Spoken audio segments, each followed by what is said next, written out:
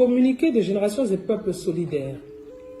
L'échéance du scrutin du 31 octobre 2020 a de nouveau plongé la Côte d'Ivoire dans une situation de déchirure et de tension sociale et politique, exposant ce pays à la déflagration. La Côte d'Ivoire ressort fortement fragilisée face aux fléaux actuels que sont la guerre civile, l'immigration massive de sa jeunesse et le terrorisme qui menace à ses portes. Les pays voisins que sont le Burkina, le Mali et le Niger en sont déjà victimes. Tout ceci compromet durablement tous les espoirs de voir notre pays s'acheminer vers la démocratie après la grave crise post-électorale qu'il a connue en 2010.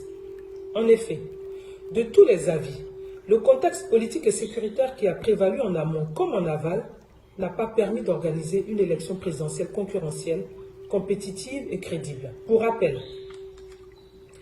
le président de la République sortant, M. Alassane Ouattara, pourtant inéligible, a imposé à un conseil constitutionnel parjure de compétir et ce en violation de la loi fondamentale ivoirienne qui, en son article 55, stipule que le président de la République est élu pour 5 ans au suffrage universel direct.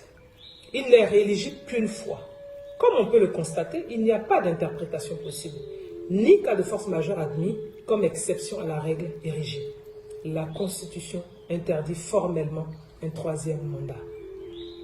En plus, les candidatures légitimes et légales de l'ancien président Laurent Gbagbo et de l'ancien premier ministre Guillaume Touba-Forisso ont été rejetées, au mépris de la législation ivoirienne et en dépit des injonctions de la justice internationale, notamment de la Cour africaine des droits de l'homme et des peuples.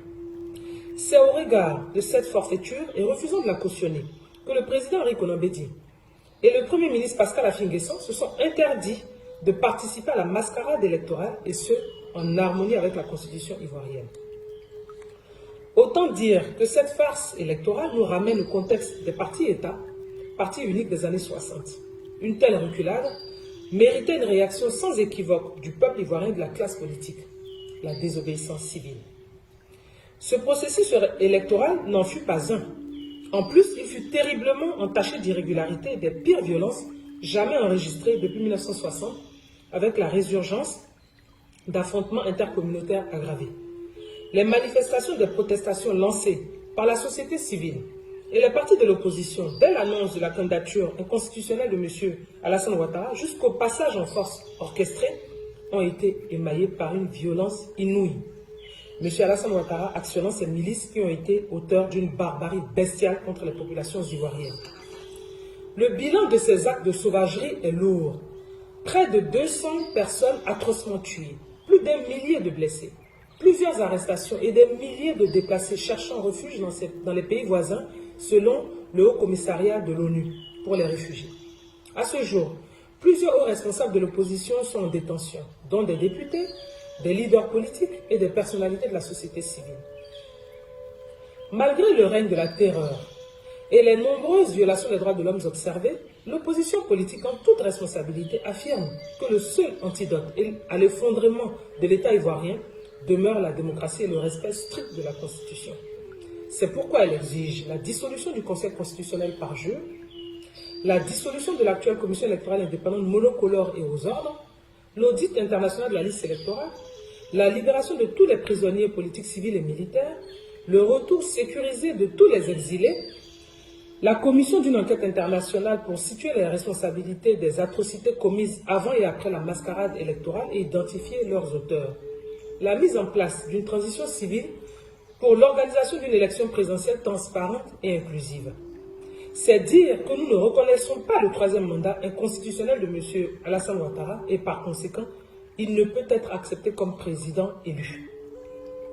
Génération et Peuple solidaire considèrent que la farce électorale du 31 octobre 2020 établit clairement que le peuple de Côte d'Ivoire n'a pas voté pour Alassane Ouattara.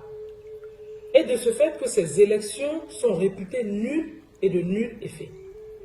Les tentatives maladroites du président français Emmanuel Macron de reconnaître M. Alassane Ouattara comme président en violation de la Constitution du massacre de plus de 200 Ivoiriens, dont le jeune Kofi Toussaint décapité, est une faute. Génération et Peuple solidaire note qu'une telle posture de la France ne fait qu'empirer le climat politique déjà délétère.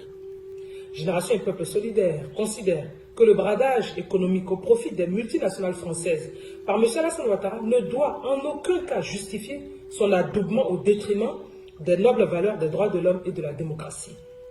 En effet, de gros contrats juteux, sulfureux et teintés de corruption, en l'occurrence la construction du métro d'Abidjan, concédé au coût faramineux de 1,5 million d'euros, soit environ de 1000 milliards de francs CFA, et le projet d'extension de l'aéroport d'Abidjan, concédé en pleine campagne électorale, heurte l'éthique et les principes de la bonne gouvernance, si chers semble-t-il à l'Union européenne. Ceci achève de convaincre les plus sceptiques, si besoin en était, qu'il y a une inversion de l'échelle des valeurs de la démocratie et les rend plus détestables. Génération des peuples solidaires dénonce de telles pratiques qui violent la loi Sapin en France, ainsi que les règles et pratiques de l'Union européenne. Génération des peuples solidaires appelle les juridictions internationales, notamment françaises, à se saisir de ces dossiers suscités. Génération des peuples solidaires indique que le combat pour une Afrique libre et démocratique demeure son leitmotiv. Génération des peuples solidaires continuera à s'opposer au troisième mandat et aux présidences à vie en Afrique. C'est pour toutes ces raisons qu'il urge que l'opposition politique se réveille et porte haut le flambeau du combat pour la démocratie et l'état de droit.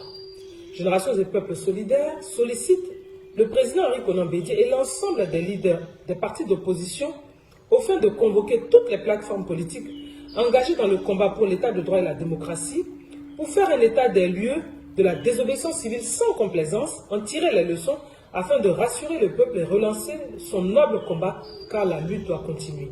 Génération des peuples solidaires félicite le vaillant et courageux peuple de Côte d'Ivoire pour sa bravoure et sa pugnacité et l'invite à se mobiliser davantage.